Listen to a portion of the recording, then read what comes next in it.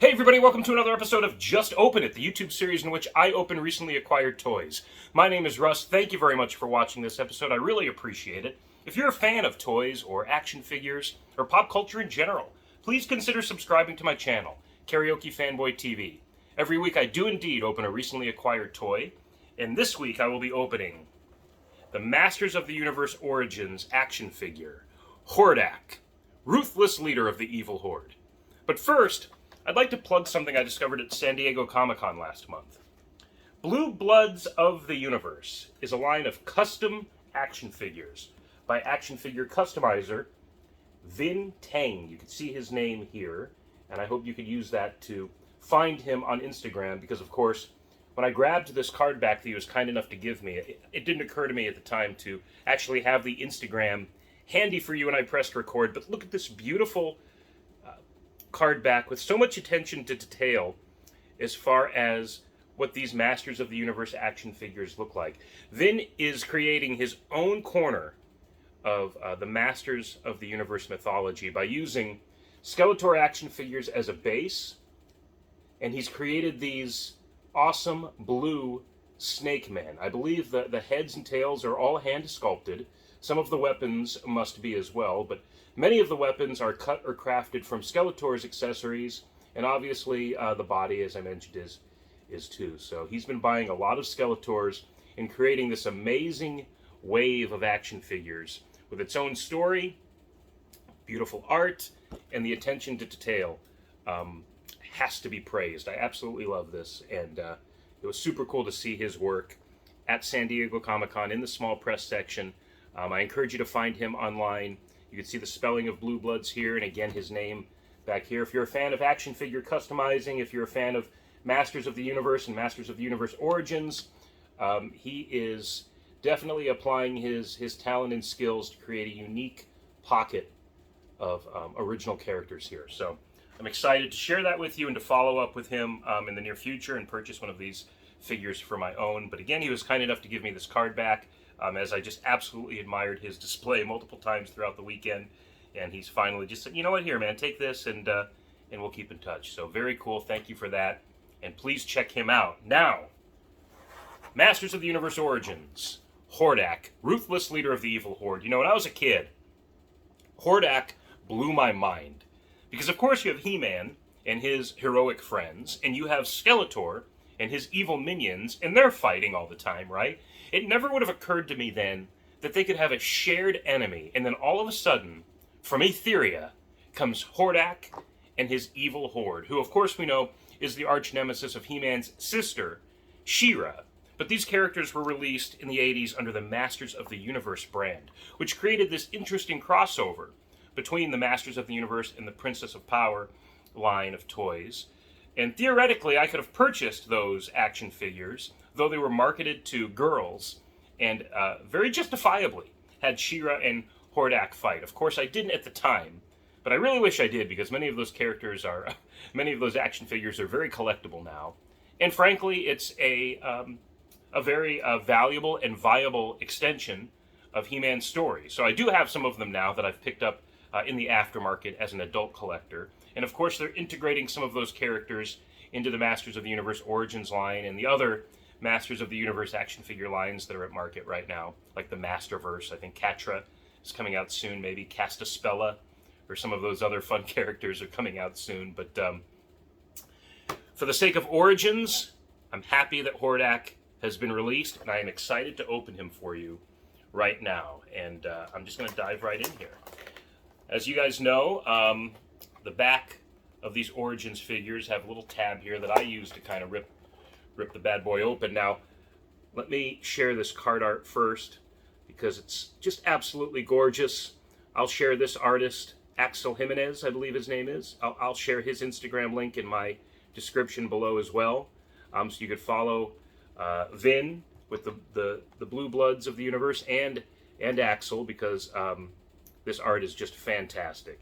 But as you've heard me say time and again, in the interest of space, I just can't keep all of this packaging. So I can always rely on his social media to check out his art and contributions to this line in the future and any time.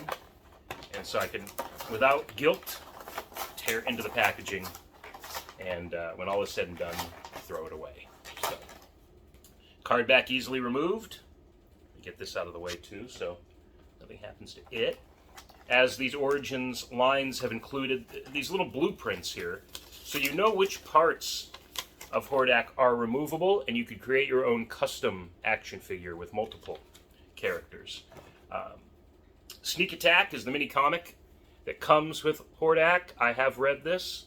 I'm trying to remember which figure I opened to have read this. Or frankly, maybe I read it online, but just taking a quick peek at my open figures here.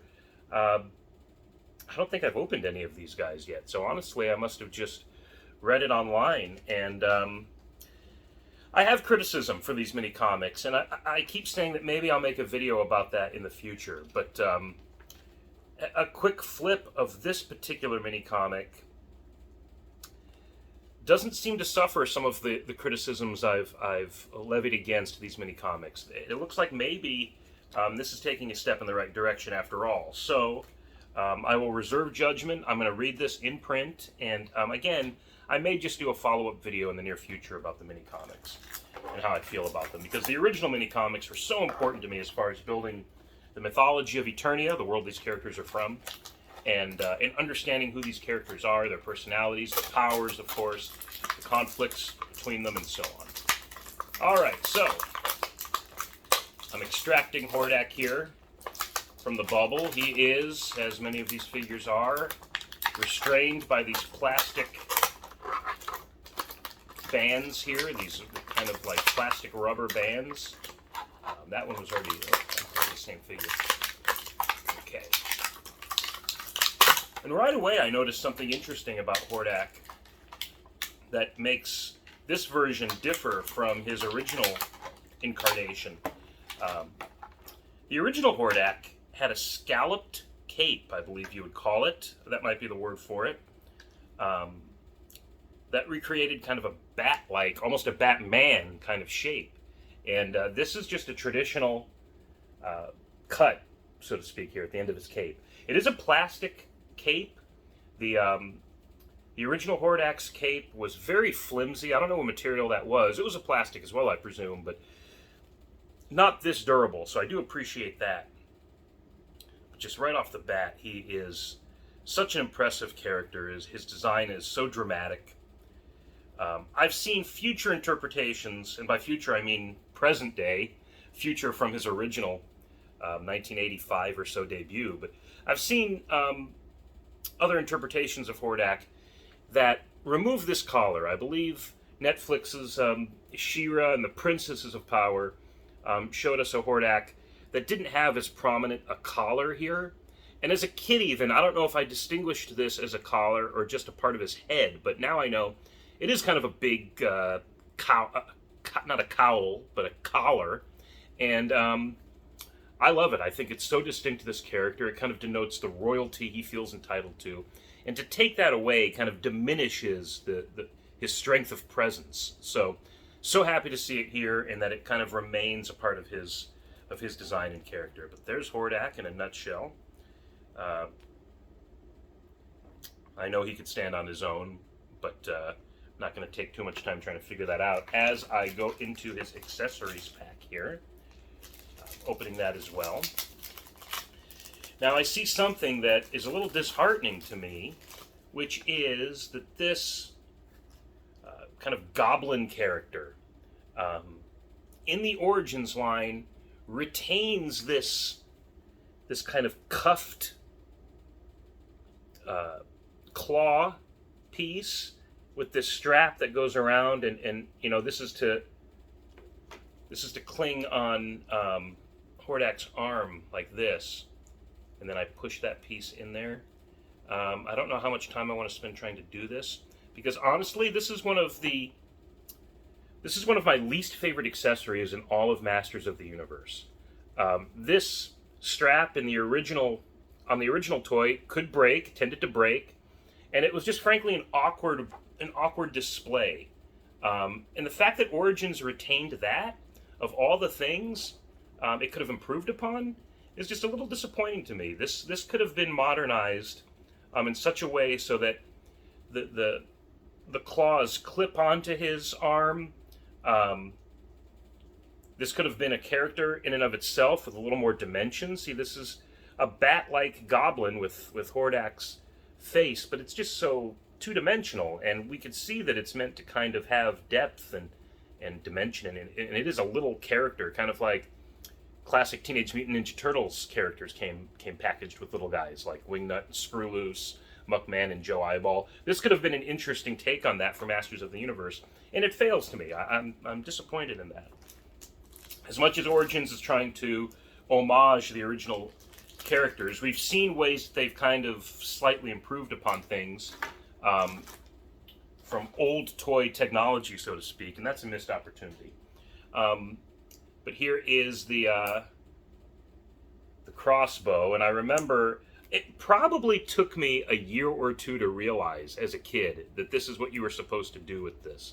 So, you're looking at it like this, and it's a crossbow, but you take these two pieces and just kind of gently clip them together, and then you press down here, and it shoots, right? It propels nothing. It's a cool feature, but again, something that in the Origins line I thought might have evolved a bit. Let me just see how it describes this. Fit crossbow into hand, and then really no thorough description as to how to use that weapons feature. So, if it had come with a small missile or something to propel this time around, I wouldn't have complained at the change. I would have thought it an improvement. But, oh well, I guess. This just pays absolutely perfect and classic respect to the original Hordak. And in fact, you could see even on the card back here, he has the bat-like creature on his wrist up here in the card art, but it's just so two-dimensional. It almost makes me wonder, is that meant to be a shield? Have I misinterpreted this my entire life? Leave a comment below. Is this not meant to be a living creature, but instead a shield that stands upright on Hordak's wrist?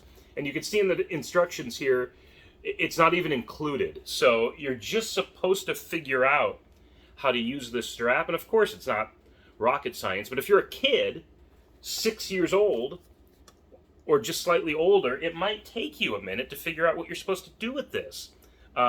So again, just kind of a disappointing feature here, a little bit of criticism on my part, but otherwise an action figure that retains the amazing design of its original. It improves a bit with the durability of the cape. It's a heavy figure too, and I'm very pleased with Hordak overall.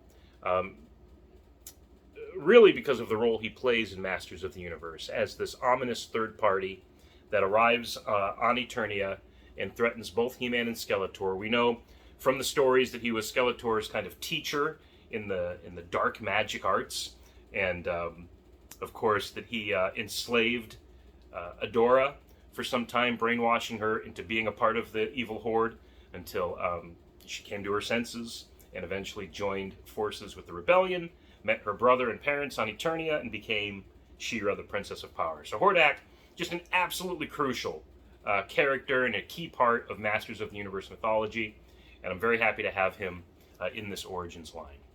Thanks again for watching this video. I really appreciate it. Again, please like this video, subscribe to my channel, and I'll catch you next time. When I look at the pile of action figures here in my living room, I grab one and I say, you know what? Just open it. I'll catch you next time.